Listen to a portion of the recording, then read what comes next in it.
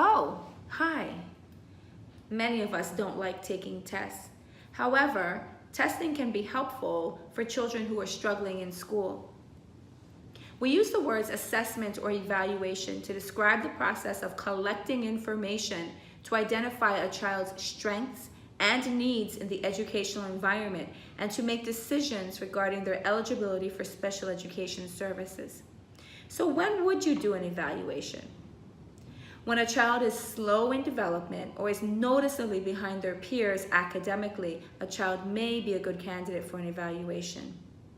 Delayed speech or odd or immature language development, social behavior that is noticeably different than peers, fine motor skills, like the ones I'm using to write and to hold my pencil, or gross motor skills that we'd use for running and jumping, skipping, or throwing a ball. If those are delayed, a child may be a candidate for an evaluation.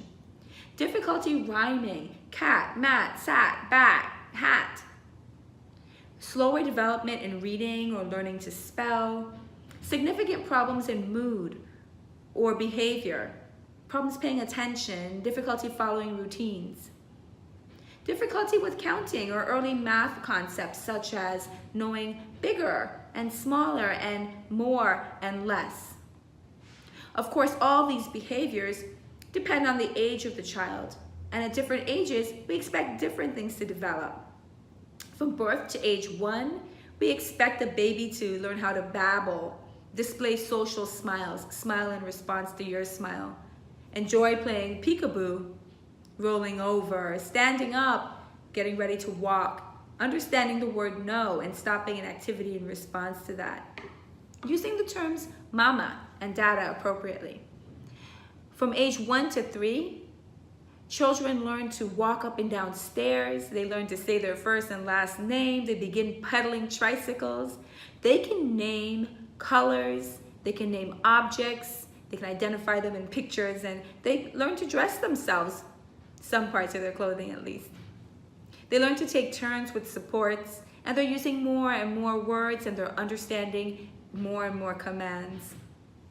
From age 3 to age 6, they're able to draw circles and squares, stick figures. They're able to skip. They've got better balance. So maybe now they're able to ride a bicycle. They're understanding time concepts, and they're enjoying rhyming. When children get to 3 to 6 years old, they're starting to enter school, and we're starting to see them develop some early academic skills. As they continue to grow and continue to attend school, if you notice that there is significant difficulty in their ability to progress compared to peers, then an assessment or an evaluation may be important. A formal assessment should be conducted only with your consent. And this assessment or evaluation is, again, a collection of information about your child's strengths and needs. And so the information is collected in various ways. There can be formal tests and screenings. There can be observations, interviews, medical information, data from response to intervention, and report forms that are all used to do the evaluation. The types of tests that are used depend on the age of the child, they depend on what the concern is, and some of them can be cognitive or intelligence tests, which measure problem solving. Achievement tests, which look at reading, writing, math, and also your ability to understand and use language. Developmental tests, which look at, has this little child met the milestones that we expect them to meet for their age? A speech language evaluation looks at their language development and their ability to articulate or pronounce words. Occupational therapy evaluation can look at their using their fingers and their writing and their drawing and their cutting and those activities that allow them to take notes when they're an older child. An audiological evaluation would look at their ability to hear clearly what the teacher or the parent is saying. Maybe that's the reason they're having difficulty following directions. A functional vision evaluation may be one type of evaluation that is recommended if a child has a visual problem that is interfering with their ability to learn in the classroom. Observations can take place in the classroom, on the playground, at lunchtime, or in the hall. And observations give information about how well that child pays attention to the teacher while they're talking. It gives information about whether that child gets right to work when directions are given. Observations give us information about the social behavior of that child, whether they play with other friends, whether they're the leader of the group, or whether they prefer to wait to be invited to play. Interviews are often conducted with parents, teachers, and other relevant school personnel.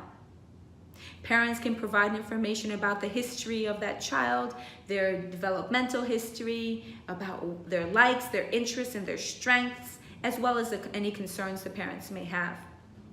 Teacher interviews can provide information about what that child's behavior is usually like in school, what their performance is like on tests and quizzes and assignments, and how that child gets along with peers. And it can also help to identify teacher concerns.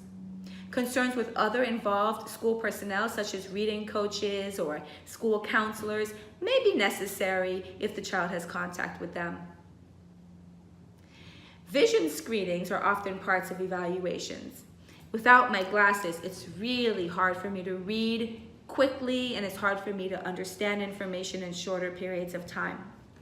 With my glasses, I'm a champion. So a vision screening can be helpful in identifying any visual issues that may be affecting a child's ability to progress in an academic environment.